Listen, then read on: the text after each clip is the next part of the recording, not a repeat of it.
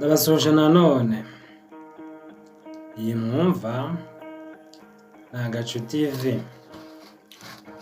Muri aka kanya tugiye kuganira ku kamaro k'ubunyobwa. Ubunyobwa ni kimwe mu biribwa byiza cyane. None aha aho uri kugenda hirya no hino mu mihanda, mu magare atandukanye, mu makaritsiye hirya no hino uri kubona abana batembereza ubunyobwa bukaranze. Ubunyobwa rero bushobora kuribwa ku buryo butandukanye. Si ibyo byatuzindiye rero, tuje kuvuga ku kamaro k'ubunyobwa. Ubunyobwa barirwa mu muryango umwe n'ibihingwa nk'amashaza n'ibishyimbo, nubwo ubunyobwa ku rundi ruhande ari ikinyamavuta, mu gihe ibyo bindi bitari ibinyamavuta. None aha uba aho uri ushobora kuba uri kurya ubunyobwa, nk'uko ngewe nanjye ndi kwirira ubunyobwa. Ubunyobwa kandi bushobora kuribwa ari bubisi, bukaranze, kubutekamo igikoma cyangwa se kubuteka mu bindi biribwa. Hari kandi amavuta y'ubunyobwa, akaba ari amwe mu mavuta meza akomoka ku bimera kandi arinda indwara zitandukanye, harimo iz'umutima, nk'uko byagaragajwe n'ubushakashatsi butandukanye. Ubushakashatsi ku bantu bakunda kurya ubunyobwa ku buryo buhoraho bwagaragaje ko bifasha mu gutuma amaraso atembera neza mu mubiri.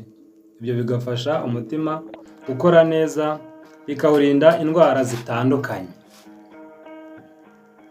Ubushakashatsi kandi bwagaragaje ko kurya ubunyobwa ku buryo buhoraho byagabanya ibyago byo kurwara kanseri zimwe na zimwe, kubera phytoestrogen ziboneka mu bunyobwa.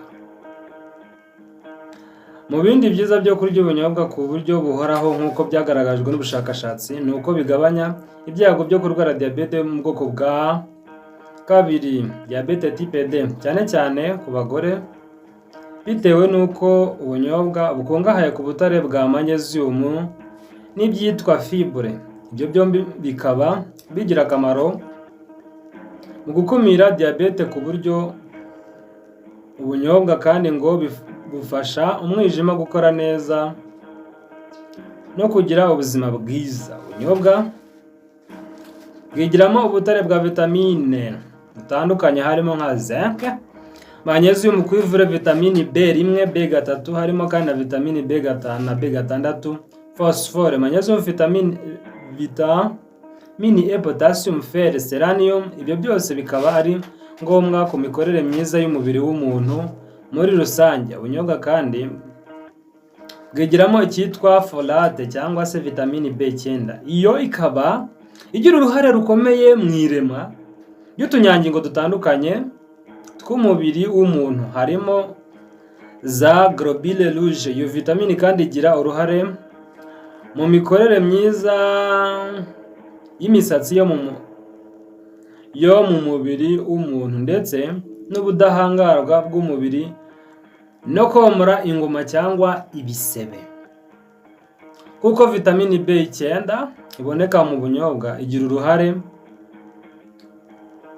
mu irema ry'utunyangingo dushya.